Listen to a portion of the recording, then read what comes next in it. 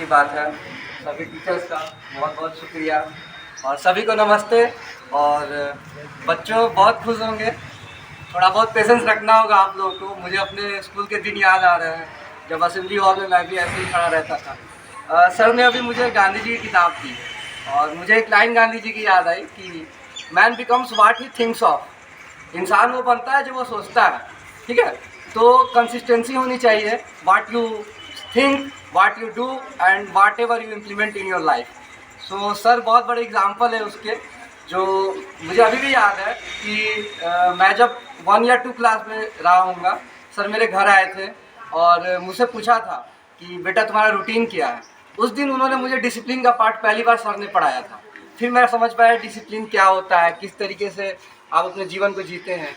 फिर कुछ समय बाद उन्होंने मुझसे गोल के बारे में पूछा था। फिर मुझे समझ में आया कि अच्छा, लाइफ में क्लैरिटी होना ज़रूरी है। जैसे मैं स्पेक्स पहना हूँ तो विज़न कैसे क्लियर है, क्योंकि मेरा पावर जो है वो राइट पावर है मेरे स्पेक्स का। जस्ट लाइक दैट लाइफ में क्लैरिटी होना बहुत ज़रूरी है सिंस बिगनिंग। जैसे रूट स्ट्रांग होते हैं तो पेड़ के सूट्स भी अच्छे होते हैं, है ना, फल भी अच्छे होते हैं। रूट्स अच्छे रखिए, विज़न अच्छे रखिए और आप अपने को ये समझिए ना, नॉलेज इज़ पावर। आज के समय में नॉलेज जो है वो बिल्कुल ही सबसे इम्पावरमेंट करने वाली चीज़ है। ये बिल्कुल पास्ट टाइम से चला आ रहा है, चाहे महात्मा बुद्ध हो, महावीर हो, चाहे भीमराव अम्बेडकर हो। सभी लोगों ने इनलाइटमेंट की ओर कोशिश की है और उसका जरिया क्या रहा है, एजुकेशन। और एजुकेशन हमारे समाज में आज सबसे बड़ा कोई रीढ़ की हड्डी प्ले कर सकता है इस अमृत काल में, जहाँ पे हमारा देश आज 100 साल पूरा करने जा रहा है, लगभग 20-25 साल बाद। और आप सभी पे ये जिम्मेदारी है, आप लोग कर्णधार हैं इस देश के। अगले 20-25 साल पूरा देश का बोझ आप लोगों पर होगा। कोई डॉक्टर, कोई इंजीनियर, कोई प्रोफेसर, कोई आईएएस, कोई आईपीएस, कोई पायलट, कोई ज़रूर कुछ ना कुछ यहाँ से निकलेगा। तो सबको ही आगे बढ़े, आगे निकले, ये बहुत आशा करता हूँ मैं। और 2-3 चीज़ें हैं बस। लाइफ में डिसिप्लिन होनी चाहिए, क्या आप करते हैं, क्या आप सोचते हैं, किस तरीके से आप चीज़ों को मैनेज करते हैं। Management of things is very important.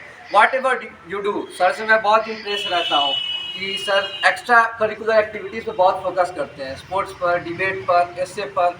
ये दोस्तों मतलब मैं बता नहीं सकता हूँ, ये आपकी लाइफ में अभी एहसास नहीं हो रहा होगा। मे भी कभी कभी दोस्तों आप लोग बोर फील करते होंगे, लेकिन नहीं, ये आपके ओवरऑल पर्सनैलिटी डेवलपमेंट में हेल्प करता है। जब मैं यूपीएससी के इंटरव्यू में था तो मैं इस चीज़ को फील किया, when they just start asking questions based on my hobby which is fitness. तो उन्होंने मेरे हॉबी से बहुत सारे सवाल किए। मेरे डिबेट, एसे, स्पीच कंपटीशन में जो मैंने प्राइजेस जीते थे उसके बारे में सवाल किया। तो आप ये मान के चलिए प्रिपरेशन आप लोग की चल रही है। ये नहीं आप लोग ग्रेजुएट करेंगे, 10th करेंगे तब आप लोग अपना प्रिपरेशन स्टार्ट करेंगे। खैर मैं बताना चाहूँगा कि मेरी स्कूलिंग यही से हुई है, बिल्कुल आप लोग की तरह। उसके बाद फिर मैं ग्रेजुएशन के लिए BHU गया, Banaras Hindu university. One of the freedom fighters, नाम सुना होगा, मदन मोहन मालवीय जी बच्चों, उन्होंने स्थापित किया था 1916 में। तो उनके प्रांगण में पढ़ने का मौका मिला, ये बहुत बड़ा सौभाग्य था मेरा। फिर उसके बाद मैंने तैयारी की, फिर मैंने दिल्ली से तैयारी की, फिर वहाँ से जर्नी स्टार्ट होती है। लेकिन मैं समझता हूँ जर्नी उसी दिन स्टार्ट हो गई थी जिस दिन सर ने मुझे रूटीन बनाना सिखाया था कि कैसे आपको पढ़ना है, क्या पढ़ना है, कब पढ़ना है। फिर मेरे पिताजी को मैं सुबह से शाम तक अभी तक से मेहनत करते देखता हूँ, even at the age of 62। That inspires me a lot. And my brother who has acted as a shield for me, हमेशा मेरे लिए खड़े रहे वो मेरे बड़े भैया कि नहीं तुम करो, मैं देखता हूँ। किसी भी फाइनेंशियल सिचुएशन में हर जगह खड़े हों। और ये मैं अपना एक्सपीरियंस बोल रहा हूँ। अगर आप प्रिपरेशन में जाएंगे, चाहे आप किसी कंडीशन में क्यों ना हो, हर कोई को कुछ ना कुछ समस्या है। किसी को फाइनेंशियल प्रॉब्लम है, किसी को मे बी फैमिली सपोर्ट नहीं मिल रहा है, किसी को मेंटल सपोर्ट नहीं मिल रहा है। लेकिन बिल्कुल आपको इन सब चीज़ों से ऊपर उठना है। और कैसे उठना है? Discipline, empowerment. और डिसिप्लिन आज के डेट में बच्चों, सोशल मीडिया, आप लोग बिल्कुल, मैं सबको सलाह दूंगा सोशल मीडिया का वाइज यूज़ करिए please, because knowledge is empowerment. मैंने शुरू में कहा, आप जो पढ़ रहे हैं सोशल मीडिया को उसके लिए यूज़ करिए। आपको नहीं समझ में आ रहा है, आप गाइड लीजिए टीचर से, सर हैं क्या मुझे सर्च करना चाहिए। अननेसेसरी सोशल मीडिया पर एक्टिव रहना बहुत अच्छी चीज़ें नहीं है। आप फिजिकली एक्टिव रहें, आप स्पोर्ट्स खेलें, आप डिबेट करें, आप ये सब चीज़ों में ज़्यादा अपने को करें। क्योंकि सोशल मीडिया एक बहुत वर्चुअल लाइफ क्रिएट करता है, जहाँ पे आपको दूसरों को देख कर लगता है कि ये काश ये चीज़ें मेरे पास होती, मेरे पास बाइक्स होता, मेरे पास कार्स होती। लेकिन उनकी स्टोरी आप नहीं देख रहे हैं कि हाउ दे हैव स्ट्रगल्ड, कितनी मेहनत की है, या उनकी आप बैकग्राउंड नहीं देख रहे हैं। वो प्रिविलेज्ड हैं, मे बी बड़े बिजनेसमैन के बेटे हों, है ना। We have to start from scratch. हमको स्क्रैच से स्टार्ट करना है, हमें वो एम्पायर बिल्डअप करना है, ठीक है। और मेरे पिताजी की कविता है कि शिक्षा सौंदर्य है, अमृत है जीवन का। शिक्षा सौंदर्य है, अमृत है जीवन का। मानव को मानव बनाती है शिक्षा, नर को नारायण बनाती है शिक्षा। तो बिल्कुल इस चीज़ को आप ध्यान रखें कि the journey of a man from a man to a god start from getting education. So be educated, be enlightened, यही कहना है दोस्तों। और उम्मीद है कि आप लोग पेशेंस रखें। मुझे बहुत खुशी हुई, because if you lose the patience you lose the battle. So you must have the patience to hear someone, have discipline in your class, listen to your teachers, even if you know everything, try to be a clean slate before the teacher, because mind is a tabula rasa, means mind is a clean state.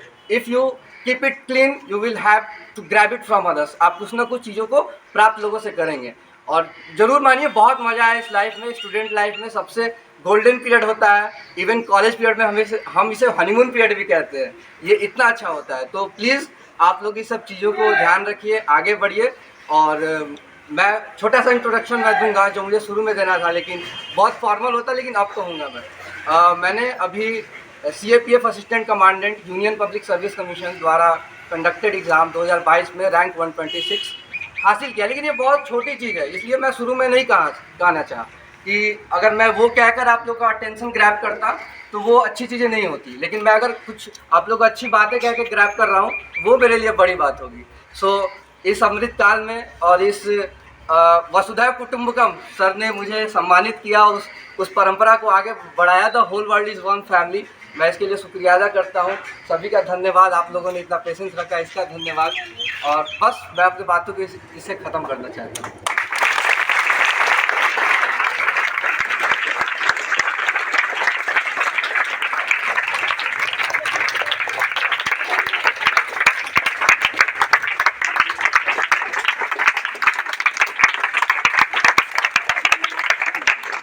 मेरा जो प्रिय